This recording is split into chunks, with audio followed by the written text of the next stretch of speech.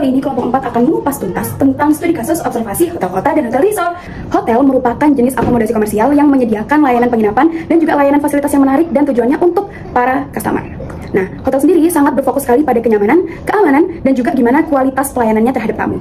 Studi kasus kali ini, hotel mengalami banyak sekali masalah ya, khususnya pada proses reservasi. Nah, ini ditandai dengan meningkatnya tingkat pembatalan dan rendahnya permintaan pelanggan untuk reservasi jangka panjang. Langsung aja kita masuk ke identifikasi masalah. Identifikasi masalah. Tahapan proses reservasi melibatkan beberapa langkah kunci dan inisiasi pemesanan hingga pelanggan check out. Nah, di sini ada 6 prosesnya, yaitu dimulai dari inisiasi pemesanan di mana pelanggan akan memesan hotel, bisa melalui web, bisa melalui agen, ataupun langsung direct ke hotelnya. Lalu yang kedua yaitu pelanggan akan konfirmasi pemesanan dan pembayaran awal. Lalu yang ketiga ada pengelolaan permintaan khusus, contohnya ingin view yang bagus, ingin di lantai 15, tergantung pelanggan. Lalu selanjutnya pelanggan bisa langsung check in di poin nomor 4. Yang poin nomor 5 yaitu penginapan dan layanan tambahan. Jadi selama menginap, pelanggan dapat memanfaatkan layanan tambahan yang tersedia tergantung dengan persediaan. Lalu yang terakhir yaitu ada check out dan pembayaran akhir. Biasanya di proses ini deposit akan dikembalikan dan pelanggan sudah bisa langsung check out meninggalkan hotel. Menguas Python ya untuk melihat studi kasusnya bagaimana. Dan dihasilkan seperti ini ya. Memang poin nomor 1 ini adalah poin yang paling signifikan ya, yaitu tingkat pembatalan yang tinggi. Ini bisa dilihat pada kolom is underscore cancelled. Di sini memang terlihat sekali tingkat pembatalan tinggi itu menjadi masalah yang utama. Lalu yang kedua ada variasi lead time yang signifikan. Itu bisa dilihat pada kolom lead time ya. Bisa dilihat pada kolom lead time ini. Nah, ini bisa menyebabkan ketidakpastian bagi hotel dalam mengelola sumber daya. Lalu yang ketiga ada kurangnya penanganan permintaan khusus, bisa dilihat dari kolom total underscore offer underscore special underscore request. Di sini permintaan khusus itu tidak dikelola dengan baik ya. Jadi seringkali tidak ada mekanisme penanganan yang efektif sehingga akibatnya pelanggan mungkin merasa diabaikan dan kurang dihargai. Lalu yang keempat ada proses pembayaran yang tidak efisien. Itu bisa dilihat dari kolom ADR dan reservation underscore status. Di sini pelanggan mengalami kesulitan atau ketidakpastian dalam proses pembayaran. Nah, mungkin mereka dari sini mengalami pembatalan reservasi dan mencari alternatif yang lain. Lalu yang terakhir yaitu ada ketidaksempurnaan dalam komunikasi check-in dan check-out. Itu bisa dilihat dari kolom reservation access status, di mana di sini komunikasinya kurang baik ya. Jadi selama proses check-in dan check-out seringkali menyebabkan kesalahpahaman antara pihak hotel dengan pihak pelanggan. Oke, selanjutnya kita masuk ke diagram BPMN. Sebenarnya apa sih diagram BPMN itu? Nah, jadi di poin ini, diagram BPMN itu berfungsi untuk menggambarkan alur kerja proses reservasi hotel yang melibatkan seluruh pelaku dan interaksi antar departemen internal. Nah, gambaran diagram BPMN-nya seperti ini. Ini bisa kita lihat ya. Untuk poin yang pertama itu dari pelanggan sendiri ya, ini dengan titik bulat seperti ini. Yaitu di sini pelanggan memilih channel untuk reservasi kamar. Jadi di sini pelanggan bisa memilih ingin menggunakan aplikasi, ingin direct atau ingin lewat agen, itu dimulai dari sini. Nah, lalu selanjutnya pelanggan reservasi hotel dan ketika reservasi ini akan langsung menyambung ke sistem reservasi hotel. Nah, di sini biasanya oleh pihak sistem reservasi hotelnya dikasih form ya. Jadi nanti pelanggan tinggal mengisi dan tinggal konfirmasi, lalu pelanggan akan langsung melakukan pembayaran. Nah, ketika pelanggan melakukan pembayaran itu akan langsung gabung ke departemen pembayaran untuk ngecek transaksi atau uangnya sudah masuk atau belum. Nah, ketika sudah masuk ke departemen pembayaran, akan langsung masuk lagi ke sistem informasi dan akan langsung masuk lagi ke pelanggan. Jadi pelanggan akan bisa langsung biasanya pelanggan minta ya permintaan khusus, contohnya kayak kamar yang mau ada di lantai 2 atau ingin view yang bagus atau apapun itu. Nah, di sini bisa nih request ya. Nah, ketika sudah diisi oleh pelanggan, sistem reservasinya akan langsung nge-save dan akan langsung nyambung ke staf layanan kamar. Nah, ketika sudah nyambung ke staf layanan kamar, otomatis pihak hotel akan langsung menyiapkan kamarnya dan pelanggan sudah bisa langsung check-in. Nah, ketika pelanggan langsung check-in, itu otomatis pada sistem reservasi hotelnya juga langsung berubah ya. Sistem langsung berubah, langsung mendata kalau pelanggan sudah check-in. Nah, ini lanjut masuk ya, menginap pelanggan. Nah, kalau pelanggan mau minta layanan tambahan bisa di sini ya. Nah, ini pelanggan akan melakukan permintaan dan akan langsung minta ke staf layanan kamar. Jadi udah bukan ke sistem reservasi lagi ya, atau web atau agen udah berbeda, jadi akan langsung nyambung ke staf layanan kamar. Nah, ketika sudah permintaan mungkin keesokan harinya, pelanggan akan langsung check out dan ini baru masuk langsung ke staf layanan kamar. Nah, staf layanan kamar ini biasanya akan ngecek nih, ngecek ada server yang rusak atau ada permintaan yang belum dibayar atau apapun itu. Nah, ketika masuk di sini, nah, biaya tambahan tadi sudah kita bahas ya. Kalau tidak, berarti ini akan langsung melakukan pembayaran di akhir. Kalau diminta deposit, biasanya akan langsung dikembalikan di sini. Nah, tapi kalau ada permintaan tambahan, biasanya pelanggan akan langsung nambah ya, akan langsung bayar di lobby hotel. Di sini nambah. Nah, langsung di sini pembayarannya dan langsung nih sistem reservasinya berubah dan check out-nya selesai. Seperti itu. Baiklah, di sini saya akan menjelaskan bab 3 yaitu data preparation dan SQL. Bab ini ada 2 subbab. Yang pertama satu data preparation dan yang kedua data extraction ke struktur query language. Yang pertama data preparation menjelaskan mengenai proses apa saja yang kami lakukan dalam mempersiapkan data yang kotor untuk siap diolah. Adapun strukturnya yang pertama yaitu import raw data seperti gambar di atas untuk mengimport data yang belum dibersihkan. Kemudian data quality check duplikat raw untuk mengecek atau terdapat data yang diduplikat atau tidak, yang hasilnya tidak. Kemudian selanjutnya check for missing untuk mengecek apakah terdapat missing pada data tersebut. Ternyata ada 9 kolom yang terdapat missing data seperti gambar di berikut. Kemudian selanjutnya check for inconsistent numeric values.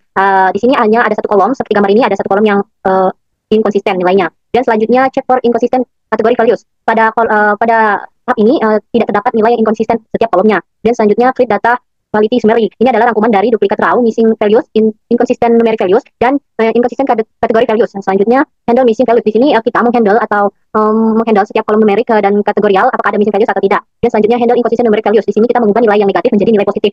Kemudian convert data column, di sini kita mengubah nama kolom reservation status data menjadi data time, dan selanjutnya kita menyimpan data yang sudah kita bersihkan seperti gambarin seperti gambar berikut. Dan selanjutnya data expression, struktur, query language. Pada bagian ini kita akan membahas 4 soal seperti gambar berikut. Selanjutnya ini adalah query yang digunakan untuk mendapatkan hasil seperti gambar berikut. Ini adalah output yang dihasilkan menggunakan query di atas. Selanjutnya nomor 2, hitunglah rata-rata waktu tunggu sebelum check-in untuk setiap kolom pada jumlah permintaan. Di atas ini sudah terdapat query yang digunakan dengan hasil output seperti pada gambar berikut. Kemudian selanjutnya nomor 3, temukan tanggal reservasi dengan pendapatan tertinggi yang hitung berdasarkan rata-rata tarif harian. Seperti pada query berikut, sudah dijelaskan query-nya, ada query di sini dan kemudian hasil outputnya sebagai berikut. Kemudian selanjutnya, berikutnya yang terakhir adalah lakukan analisis untuk melihat apakah ada hubungan antara lead time dan keberhasilan pembayaran. Nah, di sini saya menggunakan CTE untuk mengelompokkan data rentang lead time, seperti gambar di sini, sudah ada rumusnya dan ini hasil outputnya. Sekian dari saya, terima kasih. Selanjutnya kita akan bahas mengenai Python programming, di mana ada 2 subbab. Yang pertama ada explore atau data analisis atau PDA, kemudian yang kedua ada A/B testing. Nah, untuk explore atau data analisis itu menjelaskan hasil dari proses PDA, di mana ada 4 soal yang akan dibahas. Langsung saja, yang pertama itu bagaimana rasio antara lead time dengan jumlah hari reservasi dibatalkan.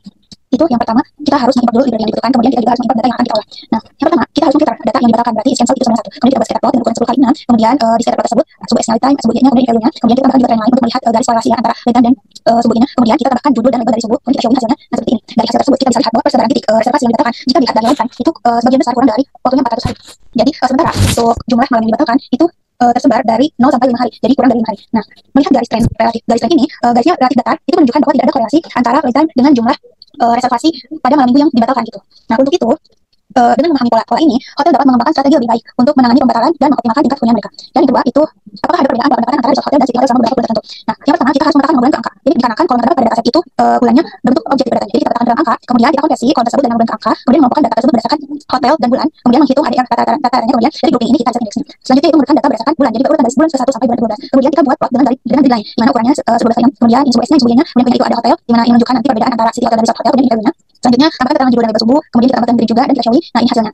Jadi terdapat perbedaan antara city hotel dan resort hotel, di mana ada resort hotel itu dalam beberapa bulan tertentu mengalami ADR yang tinggi, kemudian ada penurunan yang drastis juga. Sementara untuk ADR dalam city hotel dalam 1 tahun ini cenderung stabil gitu. Jadi ada beberapa kenaikan dari bulan Januari sampai bulan Mei, kemudian ada penurunan tapi ada kenaikan lagi. Jadi kalau dibandingkan antara kedua ini ada perbedaan ya, di mana city hotel itu stabil dan resort hotel itu cenderung memiliki ADR yang bervariatif di beberapa bulan tertentu, terutama bulan ke-8. Nah, ini menunjukkan bahwa kemungkinan adanya hari libur di sini. Nah, oleh karena itu pemilik hotel atau manajemen hotel harus menerapkan strategi harga dan pemasaran yang tepat. Jika pada resort hotel itu memerlukan fleksibilitas harga saat musim liburan, sementara untuk city hotel sendiri fokus untuk menjaga kestabilan permintaan sepanjang tahunnya. Selanjutnya, turis dari negara mana saja yang sering melakukan canceling reservation baik untuk resort hotel maupun city hotel. Nah, pertama kita filter lagi datanya ya berdasarkan data yang dibatalkan, kemudian kita grouping negara dan jenis hotel, kemudian kita atur size-nya semuanya dan di set index dengan namanya cancellation, kemudian kita pilih 5 negara teratas dengan pembatalan terbanyak. Kemudian kita buat plotnya dan kita tambahkan keterangan dari judul sama labelnya, kemudian kita show. Nah, dari grafik ini kita lihat bahwa negara yang memiliki yang melakukan canceling reservation terbanyak, yaitu ada negara Spanyol, ada negara Prancis, ada Inggris, Italia, dan ada negara Portugal. Nah, di sini kita lihat bahwa antara city hotel dan resort hotel di 5 negara ini yang paling sering dibatalkan yaitu city hotel reservasi yang dibatalkan daripada resort hotel. Nah, di antara 5 negara ini Portugal lebih banyak pembatalannya baik dari city hotel maupun dari resort hotel gitu. Nah, karena ini perlunya kebijakan dari pihak hotel terkait dengan pembatalan dari hotel kota untuk agar lebih fleksibel gitu. Kemudian kita juga perlu memahami perilaku pembatalan dan menyusun strategi pemasaran yang lebih efektif di kota tersebut. Selanjutnya, bagaimana perilaku pemasaran last minute yang terjadi? Nah, di sini kita definisikan last minute-nya itu 7 hari, kaitannya 7 hari. Kemudian kita buat histogram. Nah, di sini kita bandingkan antara semua pesanan dan 7 hari dari pesanan tadi. Nah, ini ada tiga layout di mana antara kedua histogram ini agar tidak saling bertumpukan. Kita showing hasilnya. Nah, di sini kita lihat perilaku last minute pada distribusi seluruh pesanan. Di sini banyak menunjukkan banyak perilaku pesanan yang last minute. Nah, untuk lebih jelasnya kita lihat di distribusi pemesanan last minute pada diagram ini. Nah, di sini banyak pesanan yang dibatalkan kurang dari 1 hari, di mana berarti banyak pelanggan yang datang sama dengan hari pemesanan gitu. Nah, oleh karena itu dari histogram yang dihasilkan kita membutuhkan strategi yang berbeda ya antara pemesanan yang dilakukan jauh-jauh hari dengan pesanan yang dilakukan last minute. Nah, untuk itu pihak hotel perlu meningkatkan sistem penanganan permintaan khusus untuk memastikan pemesanan last minute ini dipenuhi dengan baik. Kemudian menerapkan kebijakan dan insentif untuk mendorong tamu mempertahankan pesanan mereka. Kemudian mengelola sumber daya yang lebih baik untuk menyesuaikan jumlah kamar dan tab berdasarkan pola pemesanan last minute. Selanjutnya yaitu mengenai A/B testing. Di sini A/B testing untuk menguji suatu hipotesa yang dibuat. Nah, untuk soal pertama tentukan H0 dan H1 dari hipotesis yang akan kita uji. Untuk H0 itu ADR tidak memiliki perbedaan yang signifikan antara city hotel dan resort hotel. Untuk H1 itu ADR memiliki perbedaan yang signifikan antara city hotel dan resort hotel. Nah, untuk soal kedua gunakan metode A/B testing untuk melakukan pengujian hipotesis. Manakah yang diterima berdasarkan data ADR yang diberikan? Nah, yang pertama kita tentukan dulu datanya. Kita tentukan ADR city dengan ADR resort. Kemudian kita uji normalitas antara kedua data tersebut. Nah, ini hasilnya untuk P value-nya itu dari kedua data ini sangat kecil, jauh di bawah 0,05, yang berarti kita menolak hipotesis 0. Nah, karena kita menolak hipotesis 0, berarti data itu tidak berdistribusi normal. Oleh karena itu selanjutnya kita menggunakan uji non-parametrik seperti Manuel test. Nah, dari rumus ini dihasilkan bahwa P value sebesar 0,00 dari uji with Nayu ini menunjukkan bahwa ada perbedaan signifikan antara ADR city hotel dan resort hotel. Artinya kita menolak hipotesis 0 dan menerima hipotesis alternatif bahwa ada perbedaan antara ADR kedua jenis hotel tersebut. Sekian yang dapat saya paparkan. Terima kasih. Sampai jumpa.